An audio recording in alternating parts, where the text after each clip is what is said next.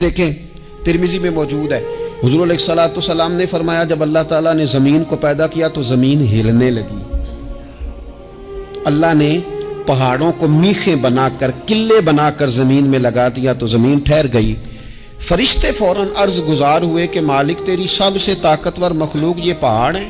فرمایا نہیں، لوہا جو ہے نا وہ پہاڑوں سے بھی طاقتور ہے، کیونکہ لوہا پہاڑ کو کاٹ دیتا ہے۔ یا اللہ پھر لوہا سب سے طاقتور ہے؟ فرمایا نہیں، آگ اس سے بھی طاقتور ہے۔ کیا آگ سب سے طاقتور ہے؟ تو فرمایا نہیں، پانی بھی ہے۔ کیا پانی طاقتور ہے؟ فرمایا ہوا بھی ہے، جو پانی کا رخ پھیر دیتی ہے۔ مسلمانوں خدا را اس سے بڑا ذوق نہیں ملے گا۔ میں طاقتور ہونے کا طریقہ بتا رہا ہوں۔ ہمارے ہاں لوگ سمجھتے ہیں کہ میں بولتا زیادہ ہوں اس لیے میں طاقتور ہوں، میرے پاس اسلحہ زیادہ اس لیے میں یہ دیکھو حضور نے بتایا طاقتور کون ہوتا ہے۔ یا رسول اللہ پتھر پہاڑ طاقتور ہے؟ تو فرمایا نہیں، ان پر تو لوہا ہے، لوہا طاقتور ہے، نہیں اس پر تو آگ ہے، آگ طاقتور ہے، نہیں اس پر تو پانی ہے، پانی طاقتور، اس پر تو ہوا ہے۔ تو حضور پھر مہربانی کریں بتائیں طاقتور کون ہے؟ تو یہ دیکھو نا، یہ یاد رکھو نا، یہ کائنات کے سب سے بڑے حکمت والے محبوب کی بات یاد رکھو نا۔ حضور فرمانے لگے سب سے زیادہ طاقتور وہ مومن ہے جو سیدھے ہاتھ سے صدقہ دیتا ہے اور دوسرے کو پتہ بھی نہیں لگنے دیتا۔ اس ہاتھ سے صدقہ دیا اور اس ہاتھ کو پتہ، جس میں یہ اخلاقی طاقت آ جائے نا کہ اللہ کے راستے میں دے کر پھر اسے چھپانا آ جائے، بڑا طاقتور آدمی۔ تو میں یہ سب سے بڑا طاقتور ہے جس نے اپنے رب سے راز نیاز شروع کر لیے، اللہ کے راستے میں دیتا ہے پھر کسی کو خبر۔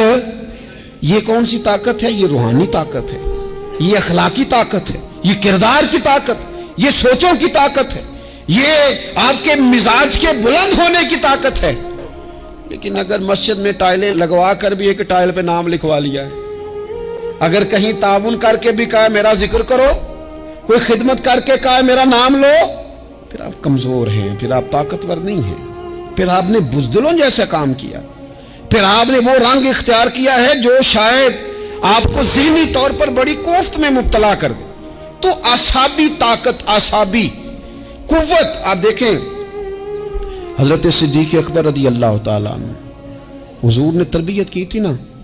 میں ذمہ داری سے کہتا ہوں کہ تعصب کی اینک نہ کسی نے پہنی ہو، ورنہ کائنات میں عشق کی داستان ختم ہو جاتی ہے جناب صدیق اکبر پر۔ جو پیار انہوں نے مدینے والے محبوب سے کیا ہے کوئی کر ہی نہیں سکتا۔ اور ہر وقت کی جدائی، ہر وقت کی، یعنی بیٹھے بیٹھے نا حضور کے وصال کے بعد بیٹھے بیٹھے حضرت صدیق اکبر اٹھ کے نا تو ایک رستے پہ چلنا شروع ہو گئے۔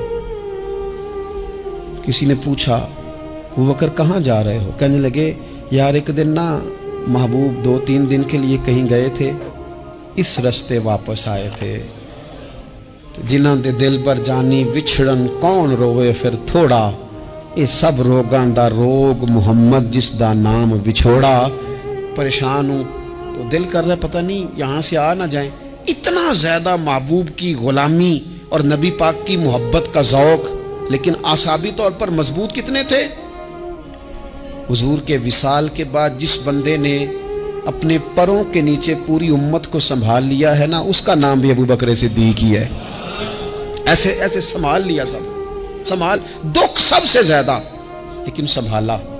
کوئی زکوٰۃ کا منکر پیدا ہو رہا ہے، کوئی ختم نبوت پہ حملہ کر رہا ہے، کوئی کچھ ہو رہا ہے، کوئی کچھ ہو رہا ہے، ابوبکر صدیق نے فرمایا سارے لشکر روانہ کرو، جہاں جہاں حضور نے فرمایا تھا جہاد کرو۔ فرمایا جو ایک رسی بھی زکوٰۃ کی نہیں دے گا وصول کریں گے۔ لوگوں نے کہا حضور حالات بڑے اور طرح کے ہیں، کیسے کام چلے گا؟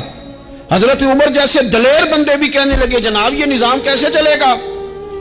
تو ابوبکر صدیق فرمانے لگے عمر تجھے تیری ماں روئے، تم بڑے مضبوط مزاج کا تھا، یہ مجھے کیا پیغام دے رہا ہے؟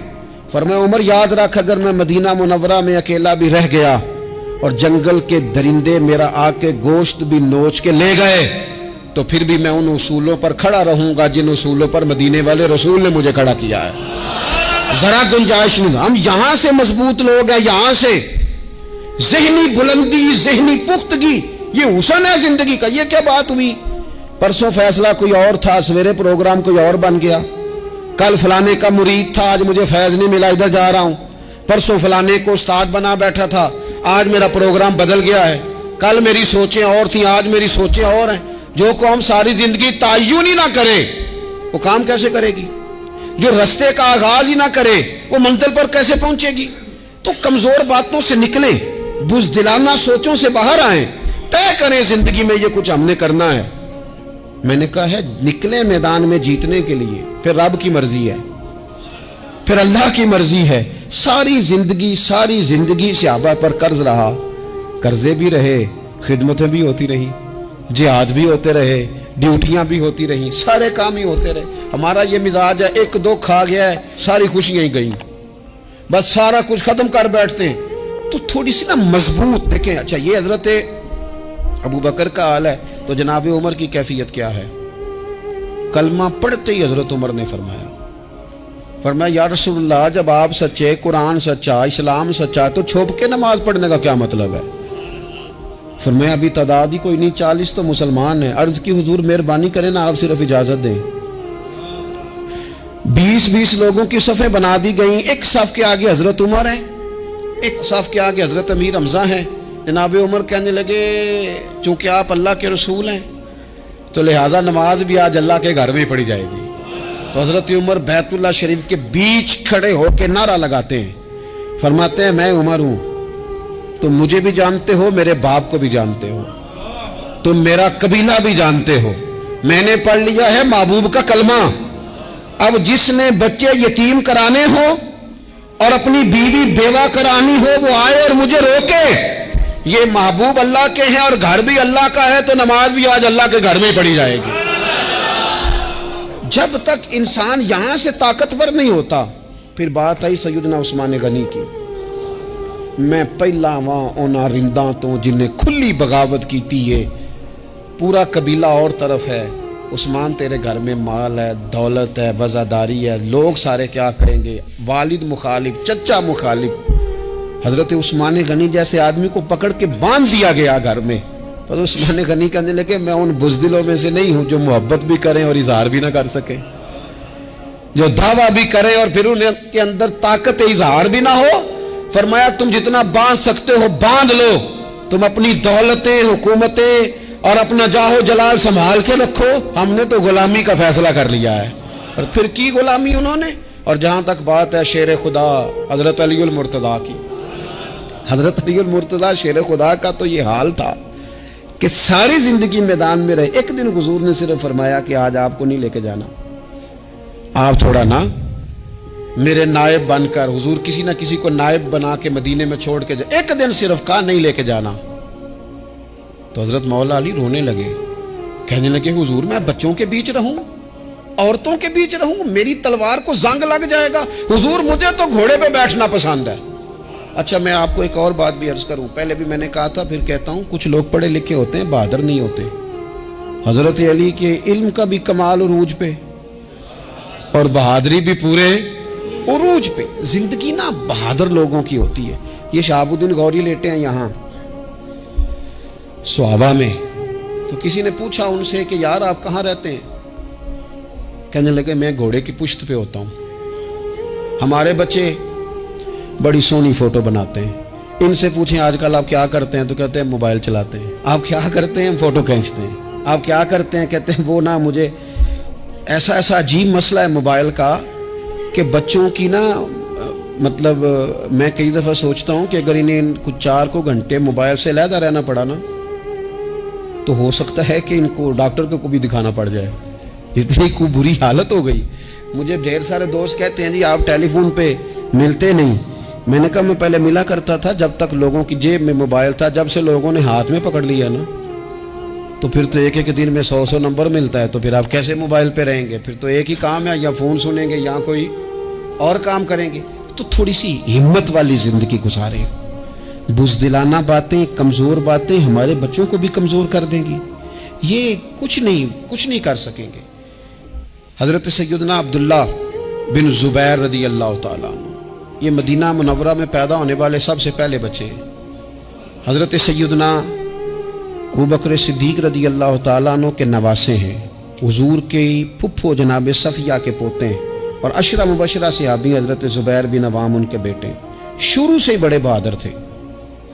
एक दिन कुछ बच्चे गली में खेल रहे थे तो एक शख्स ने आके ना चीख मारी, डराया, सारे बच्चे भाग गए। जनाब अब्दुल्ला इब्ने ज़ुबैर कहने लगे क्यों भागते हो, अब चीखों से भी डरोगे, वापस आओ सारे, मैं तुम्हारा अमीर हूं, आओ जरा इस पर हमला करें। हम सारे भागे और ये अकेला खड़ा रहे। उस पर हमला किया, वो डराने वाला खुद डर के भाग गया। थोड़ा सा ना मिजाज, ज़ेन, तबीयत, देखिए ना, बदतमीजी और चीज का नाम है, लेकिन गुफ्तगू का मजबूत होना ये और चीज का नाम है। बच्चों को जब पूरी तरह यहाँ तो हम उनको इस कदर ज्यादा कमरों में बंद रखते हैं कि जब वो निकलते हैं बागी हो जाते हैं। यहाँ फिर ये होता है कि उनके अंदर जो सलाहियतें होती हैं वो पूरी तरह दब जाती हैं। वो जो कैफियत होती हैं जो एक मर्दाना वस्फ में होनी चाहिए उनके अंदर मौजूद नहीं होती। इकबाल कहते हैं आईने जवां मर्दा हक गोई बेबाकी, अल्लाह के शेरों को आती नहीं रूबाही। और ये जो सहमे दोस्त हैं ना, बिलखुसूस गरीब तबके से, उनसे मैं अर्ज करूंगा कभी किसी की गाड़ी देखकर मरूब नहीं होना, कभी किसी के महंगे कपड़ों के रोब में नहीं आना, कभी नहीं। हालात के सहमे हुए लोगों को बता दो हालात बदल जाते हैं, एक जैसे नहीं रहते। कभी कमजोर ना पड़े और जगह जगह अपने दुख भी ना बताएं, जगह जगह अपने दुख ना बताएं, हिम्मत करें, हिम्मत करें। वो एक शायर ने कहा था कि बाहिम्मत लोग कभी हारा नहीं करते, या वो जीत जाते हैं या कुछ सीख जाते हैं। वो ना मैदानों में रहते हैं, कमजोर ना पड़े। ये जो इतना लंबी लिस्ट बन गई है ना, इतनी लंबी लिस्ट मांगने वालों की, इतना लंबी फहरिस्त हो गई है हर सिग्नल पे, हर चौक में, हर रश वाली जगह पे। ये बताती है कि लोग इसको आर ही नहीं समझते, कमजोरी नहीं समझते, ताकत वाला मिजाज। हजरत उमर बहादुर थे तो बहादुर लोगों को पसंद भी बड़ा करते थे। हजरत अब्दुल्ला इब्ने ज़ुबैर छोटे थे, बच्चों के साथ खेल रहे थे, और ये वही हजरत अब्दुल्ला इब्ने ज़ुबैर हैं जो बाद में इमाम हुसैन के कातिलों के सामने डट के खड़े हो गए और इन्होंने एलानिया उन लोगों का बाइकाट भी किया और उन लोगों के साथ सफारा भी हुए, हजरत अब्दुल्ला इब्ने ज़ुबैर। और फरमाते हैं कि मेरी माँ 90 साल से ज्यादा उम्र थी हजरत अस्मा बिनत अबी बकर की। जब मैंने उन्हें कहा ना अम्मा वक्त आ गया शहादत का, तो मेरी अम्मा मुझे कहने लगी पुत्र मैदान में रहना, मैदान में। बकरे को ज़िबा होते वक्त तकलीफ होती है, जब उसकी खाल उतारी जाए फिर कोई तकलीफ नहीं होती। ऐसे ही कमजोर ना पड़ना। हमारे यहाँ तो लोग कहते हैं पुत्र अंदरों कुंडी लै ला, साड़ी नहीं लड़ाई, और जब हमारे घर आग आएगी फिर उसे हम बंद करेंगे, अभी ना तू बिल्कुल बाहर ना निकल। कैसे कौम आगे बढ़ेगी, जुर्रतें कैसे पैदा हों, और जो कुछ कह नहीं सकते वो मनवाएंगे कैसे, जो बात करने की ताकत नहीं रखते वो अपना मनवाएंगे कैसे। हजरत अब्दुल्ला इब्ने ज़ुबैर रदी अल्लाह ताला अन्हु अपने दोस्तों के साथ गली में खेल रहे थे, जनाब उमर फारूक आ गए। हजरत उमर फारूक का जलाल था, बच्चे उनको देख के दौड़ गए। हजरत अब्दुल्ला इब्ने ज़ुबैर खड़े, हजरत उमर करीब आए, कहने लगे पुत्र आप क्यों नहीं दौड़े। हजरत अब्दुल्ला इब्ने ज़ुबैर छोटे से हैं, कहने लगे जी क्यों मैं दौड़ता, मैंने कोई जुर्म किया, कोई मैंने गलती की है, भला क्यों दौड़ूं, आराम से खेल रहे हैं और ना हमने कोई रास्ता बंद किया, जगह है आपने गुजरना तो गुजर जाए। चाहिए था ना हजरत उमर नाराज होते, पर जनाब उमर ने माथा चूम लिया। कहने लगे क्या बात है बेटा, इन चीजों पर जरा कायम रहना। कहने लगे जुर्म किए, क्या मतलब है इस बात का कि फलाना है तो दौड़ जा, क्यों दौड़े जी। तो हमने जो कौम को सिखाना शुरू किया है ना, देखिए फकर और चीज है, दरवेशी और चीज है, सादगी, लेकिन जुल्म सहना और चीज है।